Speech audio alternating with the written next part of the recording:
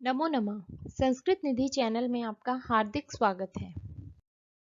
आज के वीडियो में हम कक्षा 5 के लिए निर्धारित संस्कृत पाठ्य पुस्तक संस्कृत रत्नम का एकादश पाठ पढ़ेंगे, जिसका शीर्षक है उद्यानम।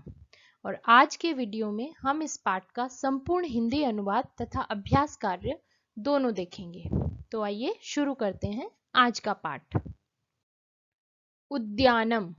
उद्यानम कहते हैं बगीचे को। तो इस पाठ में बगीचे के विषय में बताया गया है। तो इसका पहले हम हिंदी अर्थ देखते हैं। एकम उद्यानम अस्ति। एकम अर्थात एक, उद्यानम बगीचा, अस्ति है, एक बगीचा है। सुमन उद्यानम गच्छति।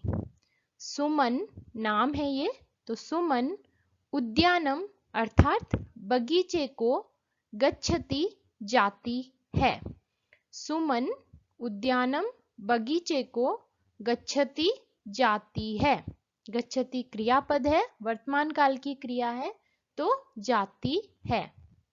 अब यहाँ पर देखिए, ये जो भी काले रंग के मोटे अक्षरों में जो शब्द लिखे गए हैं वे सब द्वितीय विभक्ति के पद हैं। उद्यानम, वृक्षम, लताम, तृणम, ये सब द्वितीय विभक्ति के पद हैं। आगे है सा तत्र वृक्षम लताम च पश्यति। सा अर्थात वह, ये सर्वनाम पद है। जैसे हम हिंदी में संज्ञा शब्दों के स्थान पर सर्वनाम शब्दों का प्रयोग करते हैं, उसी तरह से संस्कृत में भी सर्वनाम शब्द होते हैं। तो यहाँ पर सुमन के लिए सा का प्रयोग हुआ है। स्त्रीलिंग में वह के लिए सा का प्रयोग होता है और पुल्लिंग के लिए सह, इसका प्रयोग आता है। तो यहाँ पर सुमन स्त्रीलिंग का रूप है, इसलिए सर्वनाम पद आया है सा। तो सा का अर्थ होता है वह। वह तत्र वहां, वृक्षम वृक्ष को, द्वितीय विभक्ति है, तो कर्ता ने कर्म को, कर्म को में द्वितीय विभक्ति लगेगी तो को, तो वृक्ष को, लताम लता को, च और। संस्कृत में जो च और जो शब्द होता है वो हिंदी की तरह नहीं लगता है। वो जितने भी समूह के शब्द हैं उसके अंत में लगता है, जो आखिरी शब्द होता है उसके अंत में लगता है। जैसे अगर हम कहेंगे फूल, फल, पत्ती, तो यहाँ पर फूल, फल, पत्ती के बाद च शब्द लगेगा, जबकि हिंदी में हम उसको पहले लगा देते हैं और को। तो यहाँ पर च शब्द बाद में आता है, किंतु जब हम हिंदी अनुवाद करेंगे तो ये पहले आ जाएगा। तो अर्थ कैसे होगा? सा अर्थात वह, तत्र वहां, वृक्षम वृक्ष को, लताम लता को, च और। तो और पहले आएगा तो होगा वृक्ष और लता को, पश्यति देखती है। पश्य धातु दृश्य धातु का रूप है, वर्तमान काल की क्रिया है। फिर से देखिए इस वाक्य का अनुवाद। वह वहां, वृक्ष को, च आ जाएगा फिर, और लताम लता को, पश्यति देखती है। तत्र मीना अपि क्रीडति। तत्र अर्थात वहां, अव्यय पद है। तत्र अर्थात वहां, मीना ये भी एक नाम है, मीना, अपि भी, अपि भी एक अव्यय पद है। तो वहां मीना भी क्रीडति खेल रही है। सुमन उद्यान को जाती है अर्थात बगीचे को जाती है, वो वहां पर वृक्ष और लता को देखती है, तो वहां पर मीना भी खेल रही है। मीना तृणम स्पृशति। मीना अर्थात मीना, तृणम घास, तृण होता है घास। अब ये देखिए द्वितीय विभक्ति का रूप है, तो तृणम घास को, कर्म को, द्वितीय विभक्ति का कारक चिन्ह क्या होता है? को। तो शब्द के साथ जब हम अनुवाद करेंगे तो को लग जाएगा। तो मीना तृणम अर्थात घास को स्पृशति। स्पृशति अर्थात स्पर्श करती है, स्पर्श करना अर्थात छूना, छूती है। तो मीना घास को स्पर्श करती है। सुमन आगत्य वदति। सुमन आगत्य का अर्थ होता है आ करके। यहाँ पर देखिए आ जो है वो उपसर्ग है, गत्य में गम उपसर्ग है और गम धातु है और ल्यप प्रत्यय है। तो ये पूरा जो शब्द है वो कैसे बना है, आ उपसर्ग है, गम धातु है जिसका अर्थ होता है जाना और ल्यप प्रत्यय है। और क्योंकि गम धातु का अर्थ होता है जाना किंतु आ उपसर्ग आ जाने पर वो आना अर्थ हो जाता है उसका। तो इसका वाक्य का क्या अर्थ होगा, सुमन आगत्य आकर के वदति बोलती है। वद धातु बोलने अर्थ में आती है। तो सुमन आकर के बोलती है, तृणम मा स्पृशतु शोभाम न नाश्यतु। तृणम अर्थात घास को, मां मत, स्पृशतु छुओ, घास को मत छुओ या स्पर्श करो।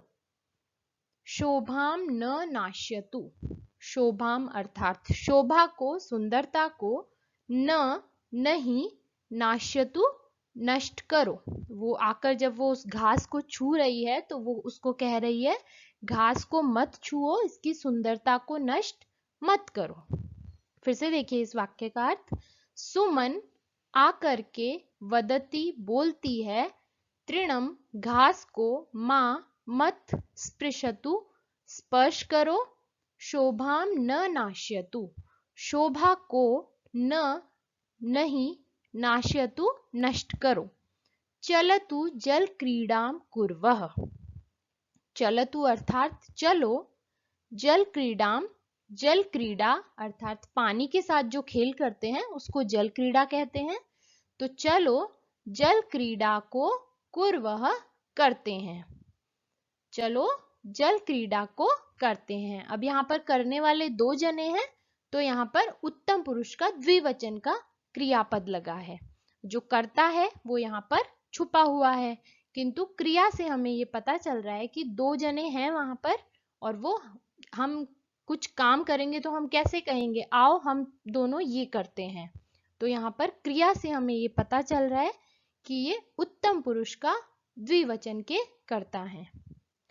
जल क्रीडा पश्चात मीना दाडिमम खादती। जल क्रीडा पश्चात अर्थात जल क्रीड़ा के बाद, पश्चात का अर्थ होता है बाद। तो जल क्रीड़ा के बाद मीना दाडिमम, अब दाडिम क्या होता है, अनार, संस्कृत में अनार को दाडिम कहते हैं। तो दाडिमम अर्थात कर्म कारक, तो द्वितीय विभक्ति है।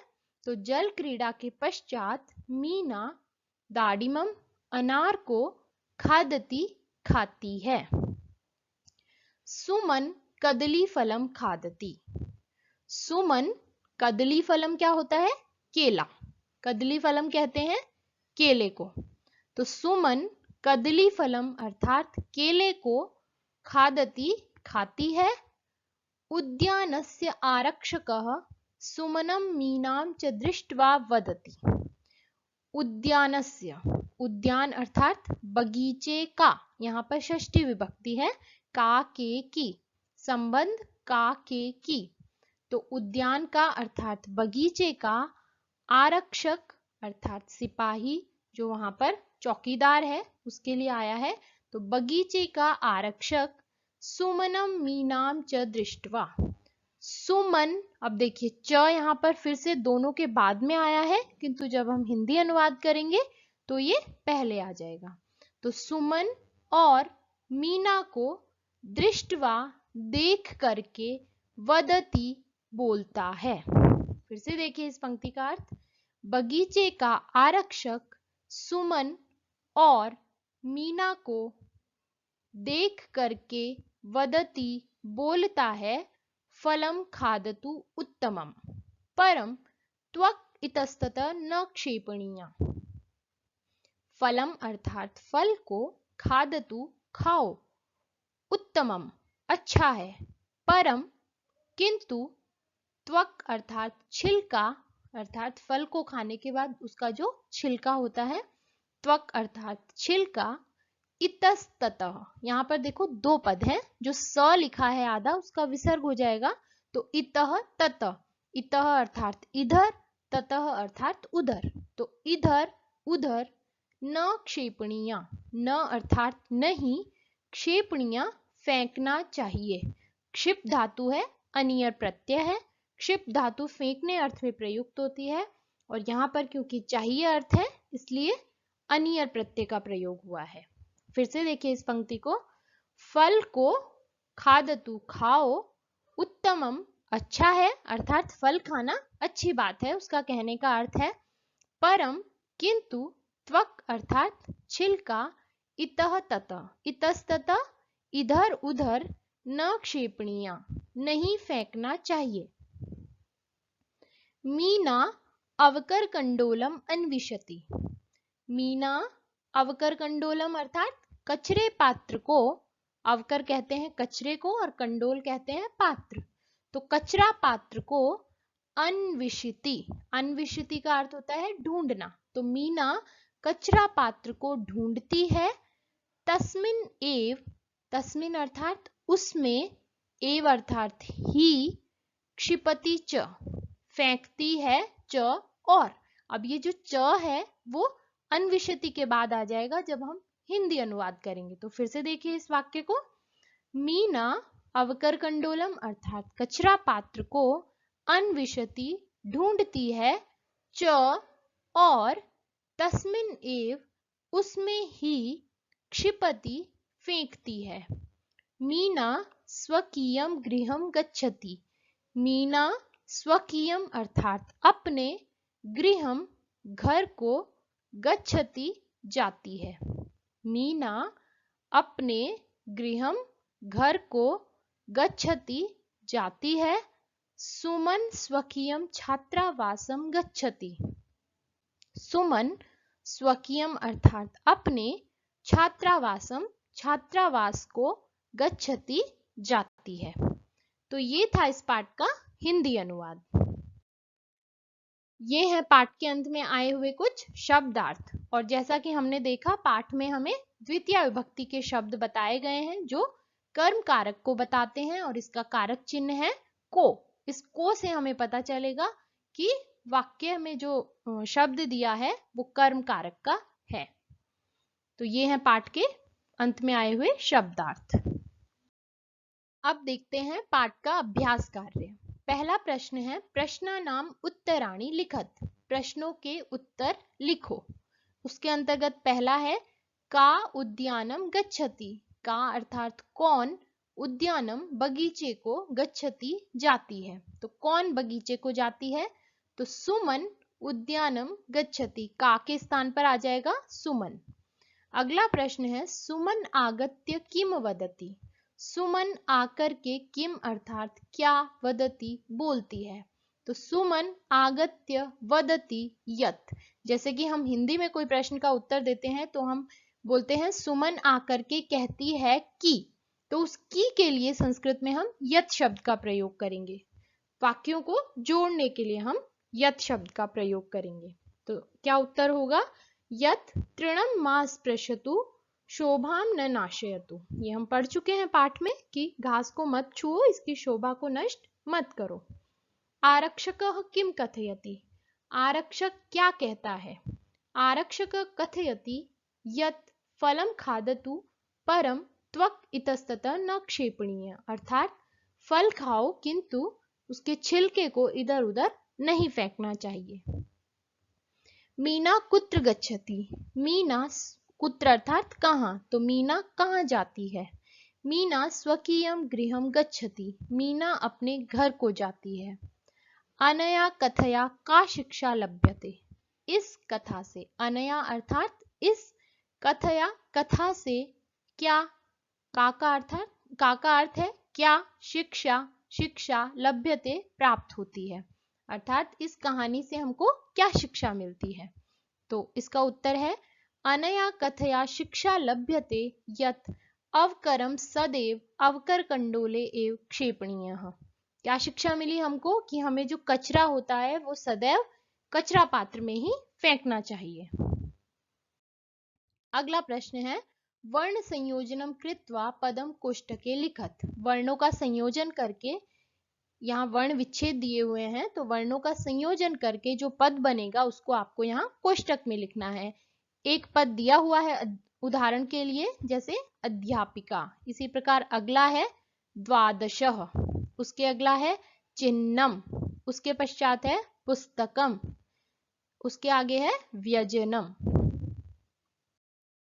अगला प्रश्न है अर्थानुरूपम वाक्य मेलनम कुरुत। कुछ वाक्य दिए गए हैं, उनको उनके अर्थ के अनुरूप मेल करना है। जैसे पहला है मीना क्रीडती, तो मीना खेलती है, क्रीडती अर्थात खेलती है, तो ये क्रीडती के साथ मेल होगा। शांभवी क्रीडती, खेलना खेलने के साथ। जैसे आपके पुस्तक में एक दे रखा है कि पठती को इन्होंने पठती के साथ मेल किया हुआ है, तो हमें भी जो वाक्य है, जो क्रियापद है, उसके अनुसार दूसरे वाक्य से मिलाना है। अगला है सुमन फलम खादती, सुमन फल खाती है, तो भिक्षुक रोटिकाम खादती, भिक्षुक अर्थात भिखारी रोटी खाता है, रोटी को खाता है।